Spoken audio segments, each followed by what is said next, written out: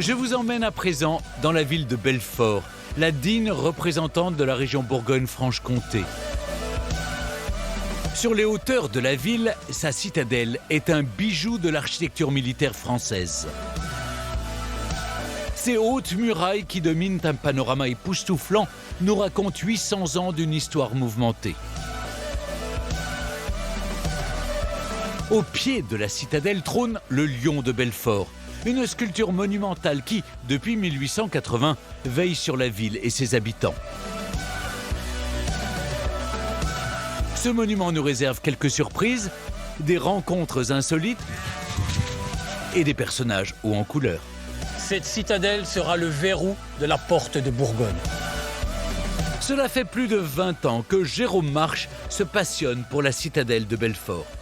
Celui est très attachant parce qu'il est tellement complexe, tellement monumental, qu'au final, il nous échappe en permanence. Et 25 ans après, je n'ai toujours pas fait le tour de tous ces secrets cachés. D'ailleurs, quand je me suis marié, pour la petite histoire, ma femme m'avait laissé entendre qu'on allait se marier à trois, la troisième personne étant donc la citadelle de Belfort.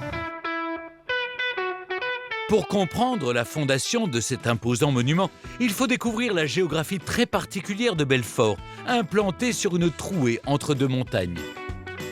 La citadelle de Belfort donc, est une position stratégique, naturelle, puisque Belfort est située au sud de la plaine d'Alsace et elle est coincée entre le massif des Vosges et donc, le massif jurassien donc, qui est devenu la frontière avec la Suisse.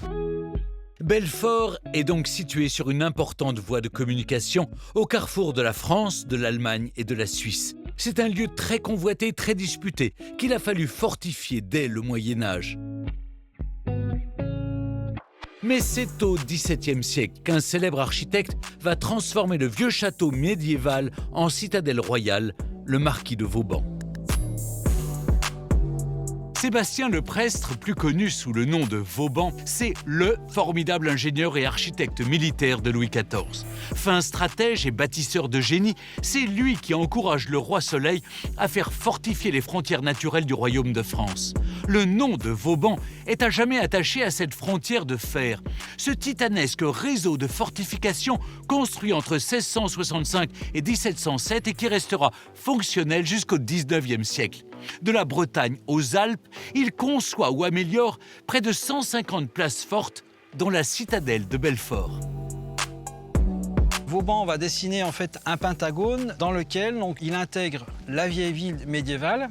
Ce rempart de la ville donc, est très massif, très haut, parce que plus l'architecture est massive, plus elle va résister à l'artillerie, plus elle est haute, eh bien, plus elle sera difficile à prendre par des échelles. Cette enceinte fortifiée, Vauban va la percer de deux lourdes portes, dont la plus célèbre est la porte de Brisac, conçue pour inspirer la peur aux assaillants de la citadelle.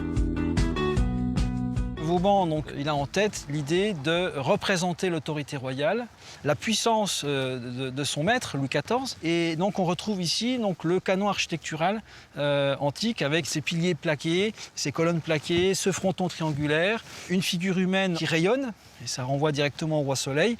Et puis au centre de la porte, les armes royales, donc avec les fleurs de lys. À Belfort, l'ingénieur a pris le parti d'utiliser au maximum le terrain et parfois d'enterrer une partie de ses murailles pour les rendre moins vulnérables à l'artillerie.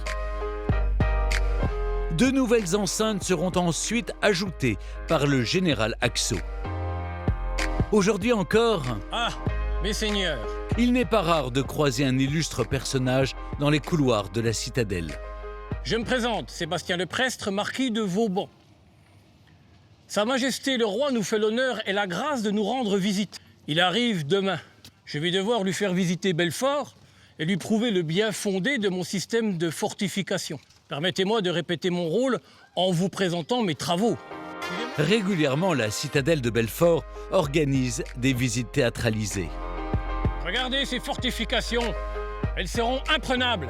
Une manière très vivante de faire découvrir aux visiteurs les illustres personnages qui ont fait l'histoire de la citadelle. Mais Vauban, c'est celui qui marque. D'ailleurs, souvent, quand je croise des Belfortins, quand on me croise, certains disent « Ah, Vauban, bonjour !» C'est Vauban, c'est le personnage qui marque vraiment. C'est une visite un peu originale parce qu'effectivement, on a l'impression que les pierres nous parlent et on voyage dans l'espace et le temps grâce aux personnages qui nous accompagnent. J'ai déjà fait pas mal de visites et c'est vrai que la visite théâtralisée, j'ai trouvé que ça donnait vraiment un côté réel. Et puis de voir le personnage s'incarner, on peut échanger avec, poser nos questions, c'est vraiment très très agréable. Nous retrouvons Jérôme qui nous fait pénétrer à présent dans les entrailles de la citadelle. C'est là que s'est écrit l'une des pages les plus glorieuses de Belfort. Le colonel d'Enfer Rochereau va pendant 103 jours s'appuyer sur les puissantes fortifications de la citadelle, mais aussi sur un tentaculaire réseau de souterrains pour tenir tête à l'armée prussienne. Alors l'infériorité en fait du côté français, donc c'est 17 000 défenseurs face à environ 30 000 soldats allemands à la fin du siège, est compensée par les infrastructures donc, de fortification, aussi bien la citadelle qui est vraiment le sanctuaire de la défense, et aussi par l'intermédiaire donc, du télégraphe qui va lui permettre d'être en constante relation avec toutes les positions aux abords de la ville, et du coup de mettre la ville hors de portée de la plupart des pièces d'artillerie allemandes. La citadelle sera finalement prise par les Allemands en 1871. Mais l'héroïsme des Belfortins forcera l'admiration de la France entière. Aujourd'hui encore, le Lion de Belfort commémore cet épisode. Cette œuvre monumentale de 22 mètres de long et 11 mètres de haut a été réalisée entre 1875 et 1880 par Frédéric-Auguste Bartholdi, le célèbre sculpteur alsacien, à qui l'on doit aussi la Statue de la Liberté à New York. Ce monument est là surtout pour transmettre le souvenir du siège. Et d'ailleurs, la mention aux défenseurs de Belfort est là pour vraiment remercier, honorer la mémoire aussi bien des civils que des militaires. Là, on est face à une valeur universelle qui est la résistance, la solidarité face à l'adversité. Et c'est en cela que l'œuvre traverse le temps, parce que ces valeurs sont intemporelles. Et c'est ce qui fait aussi que le Lion de Belfort appartient à tous les Français. Si le lion symbolise la mémoire de la résistance héroïque de Belfort, ce sont aujourd'hui d'autres animaux beaucoup plus paisibles qui veillent à l'entretien de la citadelle. Ce sont les brebis de Louis, un jeune berger qui pratique l'éco-pâturage sur les murailles du monument.